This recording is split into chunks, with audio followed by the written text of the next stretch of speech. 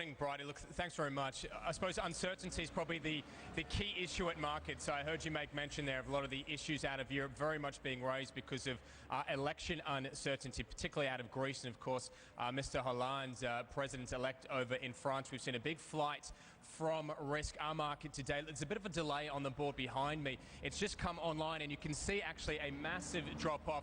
We've dropped about 1.5% at the moment. No surprise, those growth-related stocks, the cyclicals, the likes of the miners, really feeling the pinch at the moment. Of course, of those beta play, the likes of the banks also feeling the pinch at the moment. Joining me here at the ASX, Julia Lee from Bell Direct. And Julia, I suppose expectations were that we were going to see a fair bit of red today.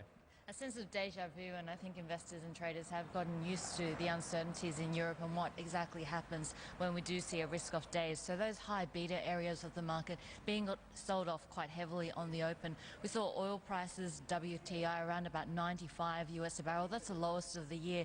Not only are we seeing the uncertainties in Europe, but we've seen the Energy Information Agency come out to revise its forecast.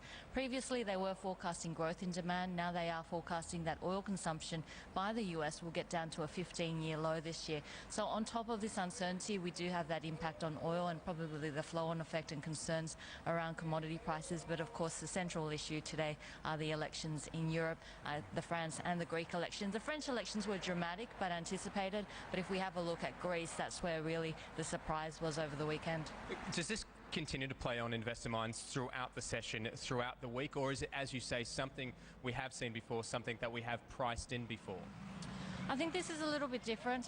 The Greece elections were a surprise, so the market's starting to price that in now. We've seen around about 80% of the votes being counted, and so with the votes as they now stand, it does look like 152 votes out of 300 for the New Democracy and the POSAC party. So altogether, that uncertainty over whether we are going to see a pro-bailout coalition government in Greece is what the market's nervous about, especially seeing that this month we see a 340 billion euro repayment being due, and then of course next month about 10 billion euros worth of budget cuts need to be found in Greece. So it does come at a critical time in terms of investor confidence around Europe, and certainly not good news for risk assets today.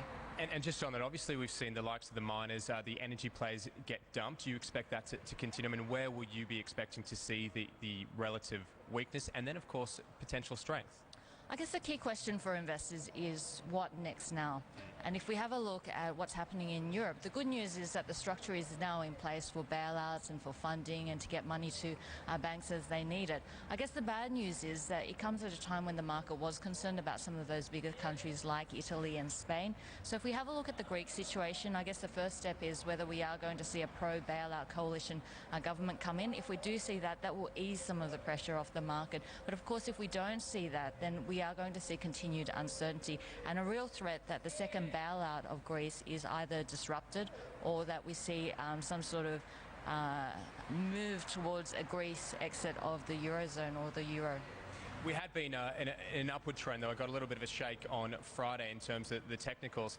Is that out the window now? I mean, are you expecting to see a bit of a correction here?